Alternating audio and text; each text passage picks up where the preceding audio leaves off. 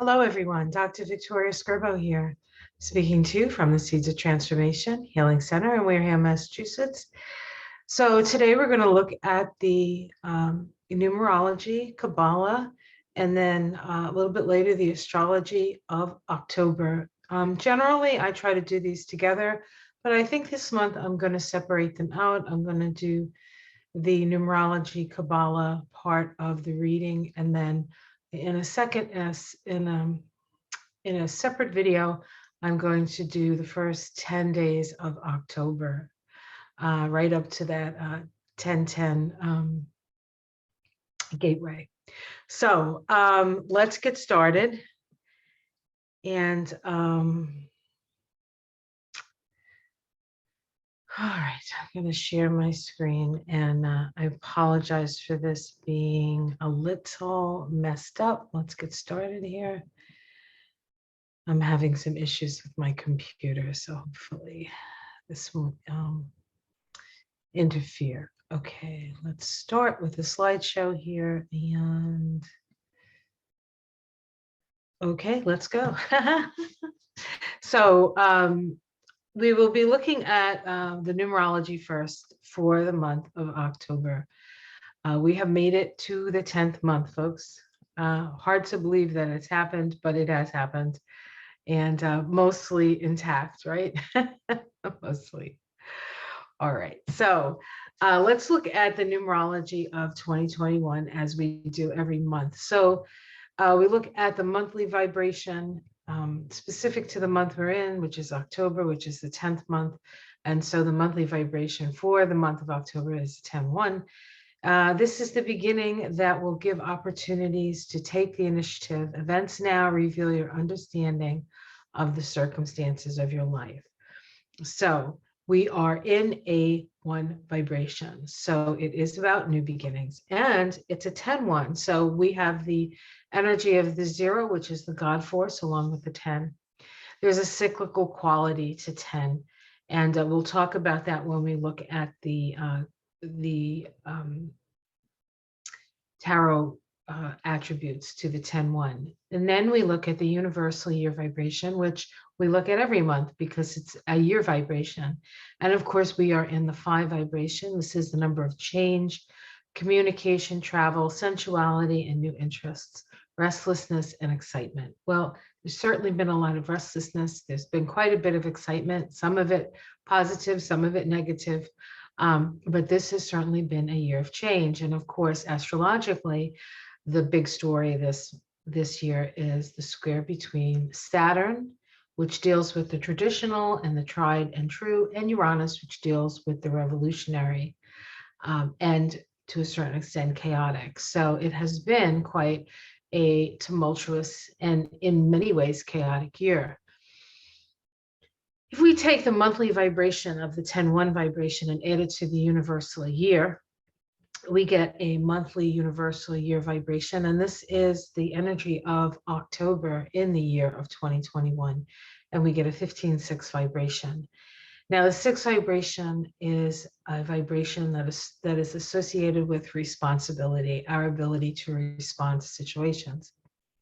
The 6 is also a number of community.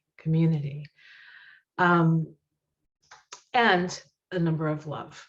So the 15-6, this says this vibration has a deep inner knowing that you must never disregard your own intuitive feelings. Very important this month. You have magnetic ability to pull forces toward you, learning the balance between freedom and responsibility. You have the magnetic ability to pull forces towards you. Says to me that you need to focus on the things you want to bring into your life and not focus on things that you don't. And sometimes focusing on those things that are outside of yourself, becoming not be aware of what's going on, because I think it's important that we're aware, because we are, after all, here to bear witness to this time. And so we must do that. But we also must be the captains of our own ships and direct our own direction, so to speak. All right, let's see what's next. So we're looking at the tarot correspondences to these vibrations. Of course, the 10-1 vibration is the Wheel of Fortune card. The Wheel of Fortune, it is associated with the planet Jupiter. Jupiter, in fact, this month stations direct on October 18th. That is the same day and just before Mercury goes direct. This path of the Wheel of Fortune is the 21st path on the Tree of Life, called the Conciliating Intelligence. It says here that the key here is to remain centered in the wheel while observing the ups and downs of life. And so we need to have a certain amount of distance. We need to have a certain amount of perspective. And as the wheel turns, the best place to be on the wheel is in the center of the wheel. So being able to center yourself through these challenging and ever-changing times will be very important. It really is a moment-by-moment experience. Of course, the 5 vibration, the universal year vibration, which we've talked about every month since January, is associated with the Hierophant card. This Hierophant card, this path on the Tree of Life, is associated with the sign of Taurus. Of course, we have Uranus in Taurus. Since I always mix it up whether it was 2018 or 2017. That might have been 2018, and we'll be there. It's there for 7 years, and most recently, it turned retrograde, and it did that at the 15th degree of Taurus, which is pretty much the center point of the Taurus, right? Every sign has 30 degrees, so we have 15. 15 is half of 30, so we're halfway there, guys. Although, as we see with Pluto, for those of you who are paying attention, most of the biggest activity that occurred with Pluto, it seems, is after it passed that 15 degree of Capricorn mark. So those last 15 degrees have been pretty transformational, and I imagine Uranus is going to do the same thing, but in a little different way. So this month, Uranus makes irritating aspects, aka inconjuncts, for those of you who are wondering, to the Sun, Mars, and Mercury, challenging us to make adjustments in our sense of self, our mind, and our actions. And usually those adjustments come around by sudden things that we don't expect to happen. And there's really no way to prepare for it, but just know that you're going to have to make some adjustments. And those adjustments will be emotional ones. So the Hierophant, of course, is the inner teacher. The Hierophant is associated with tradition. The Hierophant is associated with not just religious tradition, but shamanistic tradition, right? The sage, the way shower, the teacher, right? His message, he is the message of the higher self, or our perception of higher consciousness. And when we look at where these fall on the Tree of Life, we'll get another sort of layer to this. And so if we look at the vibration of October in the year of 2021, we have the 15-6 card, which of course, many of you know who follow tarot, it is the Devil card. This card is associated with the sign of Capricorn. Pluto is in the sign of Capricorn. It's been there since 2008, and I believe it doesn't actually exit to 2024. So it's there for a long time. And Pluto really is the energy of transformation. And what Pluto is transforming in Capricorn is the structures of power, the whole power structure, governmental structures, religious structures, financial structures, societal structures. And considering that we live in a top-down sort of pyramidal and patriarchal society, that is what is shifting. So we know that Capricorn is going to be important because we're in this 15-6 vibration this month. And what do we have? We have Pluto in Capricorn stationing direct on 10/6/2021. That is the same day as we have a new moon in Libra. That new moon in Libra, which we'll look at when we look at the astrology. That new moon in Libra is pretty powerful in that it has a conjunction to Mars and a very tight inconjunct to Uranus, which means that Mars and Uranus are inconjunct in that. And that requires us to make adjustments in the way we act when it comes to how we are relating to one another. I don't think we're doing a great job of relating, so this is not necessarily a bad thing. We also have Saturn, which is the ruler of the sign of Capricorn, stationing direct on 10/10. So 10/6, we have Pluto go direct. 10/10, we have Saturn go direct. And on the 18th, we have Jupiter go direct and then Mercury go direct, which I will talk about. So let's take a look at how this lines up on the tree of life. This is something that we look at every month. So the first path, let's start with the universal year vibration that is on this path right here. It is the path of the Hierophant. It is associated with the sign of Taurus, and it's the number 5. It's the number 5. It does connect the third eye with the throat chakra. The third eye is our ability to see psychically, to know, to see patterns. And the throat chakra is our ability to speak, right? Our ability to express ourselves. It's also the place where we step aside and allow spirit to express through us, through the co-creative process. And of course, because this is a yearly vibration, all year we're getting these downloads of information from Hokmah. Hokmah is wisdom, and wisdom in this case, and Hokmah is associated with the planet Uranus, of course, which is the Great Awakener, which of course is in Taurus, right? So it's like sort of a double Taurus. And then we have this Sephiroth here, Hesed, which is associated with Jupiter, and Jupiter is in Aquarius. So there's a lot of Uranian connections here with this 5 vibration. And of course, Uranus is there to wake us up, and Uranus is there to remind us that we are all brothers and sisters through Aquarius, through the energy of Aquarius. So the 10/1 vibration, which is the vibration of the month of October, is right here. It connects Hesed, which is Jupiter, with Netzach, which is associated with Venus. This connects the 5th chakra with the 3rd chakra. What does that mean? Well, the 3rd chakra is our personal will. The 5th chakra is divine will. This 10/1 vibration creates change in our lives so that we can be conduits of divine will. These 2 paths sit fully in the pillar of the past. This is the pillar of the past.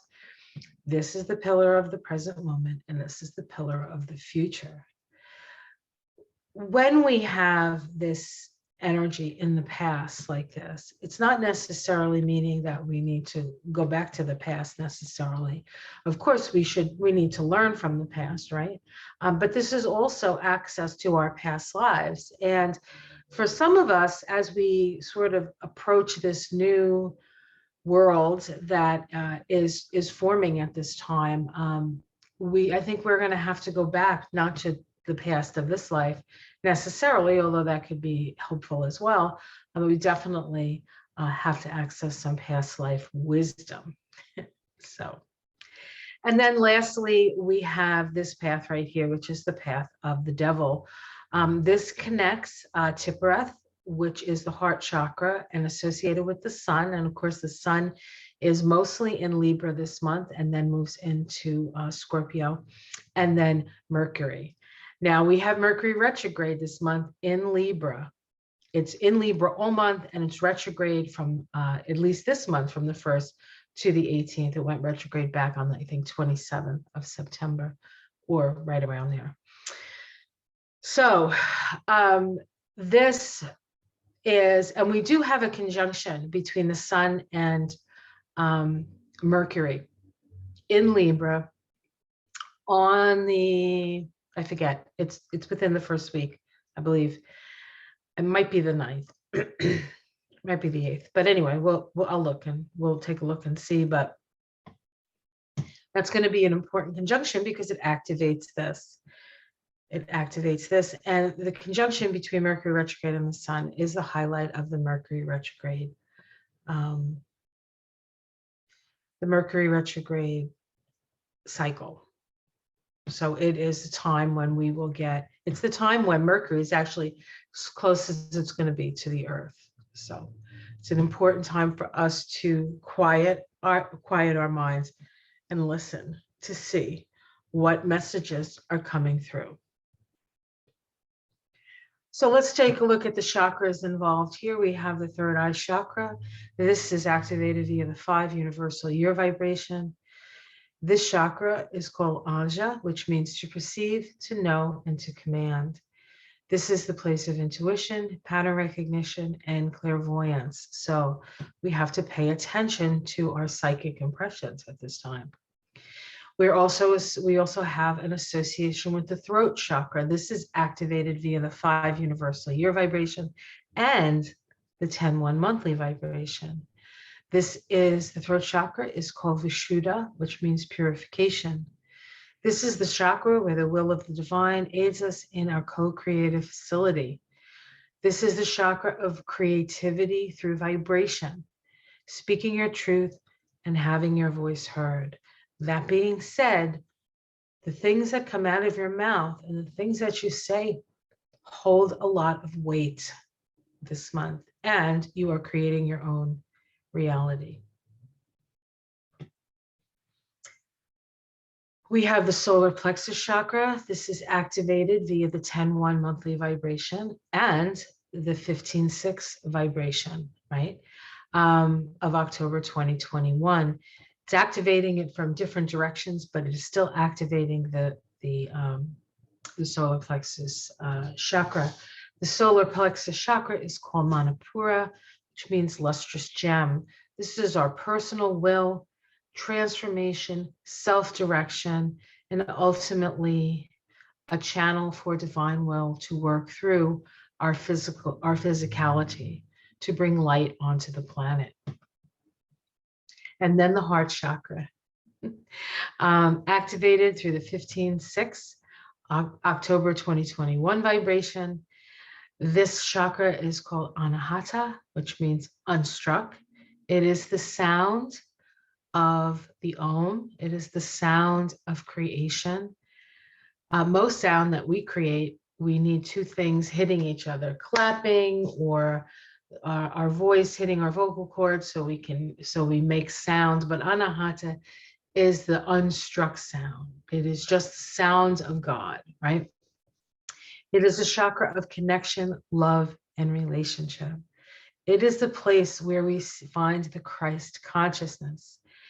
It is the chakra of the higher self. And so it's so very important, especially with this path connecting to the lower self, to be able to stay within our hearts and to keep our minds open and our psychic senses open to receive the messages that we will need to know what the best next step to do is, because in the 10-1 vibration of October, it's one step in front of the other. You just don't know. And to wrap this part of this talk up, I want to talk about general astrological considerations for October 2021. And then we're going to do in a separate video the specifics of the first 10 days of October. So we have 2 lunations, of course. We have the new moon, which is occurring at 14 degrees of Libra. That is occurring on the 6th of October. It's also the day that Pluto moves forward. And we have a full moon on we have a full moon at 28 degrees of Aries on 10/20. That is incidentally Kamala Harris's birthday. So she's having a full moon on her birthday, which is interesting because she natally has a full moon. We have count them, 4 planetary stations, which happens on occasion, but rarely are they all going in the same direction. So we have Pluto stationing direct 10-6. Pluto, because it's the furthest out, takes a lot of time to actually seem like it's changing direction. And what happens with that is it actually creates a lot of power. So there's a lot of power. So we have this Pluto station starting to move direct with all this power on a new moon in Libra, which is conjunct Mars and in conjunct Uranus. So to say that this is going to be a flashbang kind of month is an understatement, guys. The full moon on the 28th, actually, which I didn't mention, also has Mars conjunct the sun, but it is opposite Eris. So, and the moon is conjunct Eris. So. Saturn stations direct on 10-10. 10-10 is one of the portals, right? When we have those double numbers. This year, the 10-10 portal is a 25-7 vibration. And so it is about, despite the chaos that we see around us, what is in our heart? Do we know our heart? 7. Do we know our spirit? Fire. Jupiter stations direct on 10-18, and Mercury stations direct on 10-18 as well. And so we have one transpersonal planet changing direction, one personal planet in Mercury, and the 2 social planets, Saturn and Jupiter, which means that things that have seemed stuck within the structuring of society will start to move. So, excuse me, we should expect to see a lot of movement in that area of how we are going to move into the next, what's the next thing we're doing. And we have to do it differently. We cannot do it the same way. And the longer we stick to the old ways of doing things, the longer and more painful it's going to be to get out of this. So things outside of the box and progressivism, I think, is the way forward, hopefully. Enough people know that to get this moving in that direction. And then we have planetary ingresses, which means that a planet moves from one sign to another, which is not that unusual, of course, because the sun is always going to move into another sign during a month. But we have Venus ingressing into Sagittarius, 10-7. That means that she is no longer in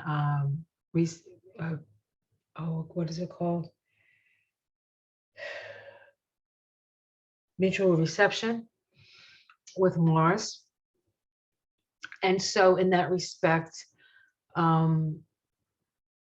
it's a little harder.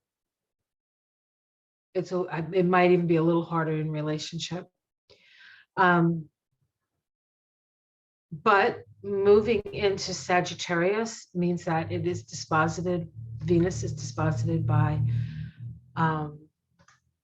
Jupiter, and Jupiter is in Aquarius, and we'll have just started to move. No, we'll start to move forward on the 18th. And so moving in our values will be connected to the common good. The sun ingresses into Scorpio on 10-23, and Mars ingresses into Scorpio on 10-30. Because we have, 31 days in October? So Halloween, Mars will be in Scorpio. Mars is very powerful in Scorpio, and it will in November go and come up against Saturn and Uranus. So there will be a lot of fireworks at that time as well, but we're just going to look at October because, as I said, October is one foot in front of the other. All right, guys, I hope you find this interesting. If this is something that you think would benefit others, please share it. It would be greatly appreciated.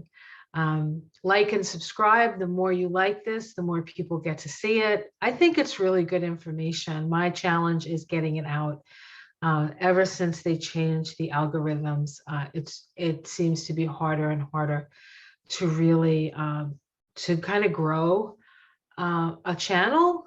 And for me, it's more about getting the word out than it is anything else. So if you can help me with that, it'll be greatly appreciated. All right, guys, take care. Much love. And I will be back with the astrology. Namaste.